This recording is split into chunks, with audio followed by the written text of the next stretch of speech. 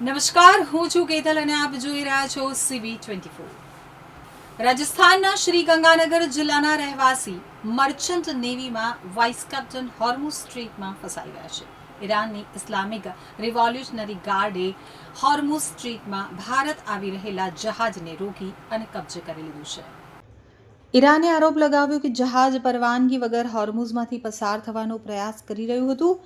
લાઇબેરિયાના ધ્વજવાળું એપામિનોડસ નામનું આ container ship ગુજરાતના મુન્દ્રા પોર્ટ ઉપર આવી રહ્યું હતું।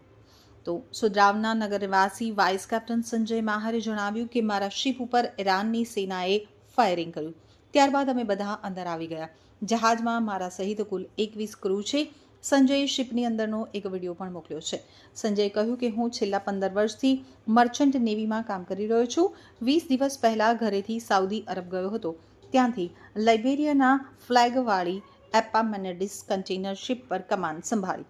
અમારે ગુજરાતના મુન્દ્રા પોર્ટ ઉપર જવાનું હતું। મારું કન્ટેનર શિપ છેલ્લા 3 થી 4 દિવસથી હોર્મુઝ સ્ટ્રેટ પહેલા પરવાનગીની રાહમાં ઊભું હતું। બુધવારે સવારે 8 વાગે જેવું શિપ હોર્મુઝ સ્ટ્રેટને પાર કરવા લાગ્યું તો ઈરાન તરફથી ફાયરિંગ કરવામાં આવ્યું। ત્યારબાદ અમે બધા લોકો અંદર જતા રહ્યા। ક્રૂમાં 20 લોકો ફિલિપાઇન્સ, યુક્રેન, શ્રીલંકાના છે। ઇન્ડિયાથી હું એકલો છું। તો અહીં જણાવી દઈએ કે ઈરાની નૌકાદળ અનુસાર જહાજના નેવિગેશન સિસ્ટમમાં છેડછાડ કરવામાં આવી હતી, જેનાથી દરિયાઈ સુરક્ષાને ખતરો ઊભો થયો હતો। કાર્યવાહી દરમિયાન IRGCએ જહાજને અટકાવી અને પોતાના કબજામાં લીધું અને તેને કિનારા તરફ લઈ ગયા હતા। આ ઉપરાંત ઇઝરાયલ સાથે સંકળાયેલ ફ્રાન્સિસ્કા નામના બીજા જહાજને પણ જપ્ત કરવામાં આવ્યું છે। યુફોરિયા નામના જહાજ પર પણ હુમલો કરવામાં આવ્યો છે।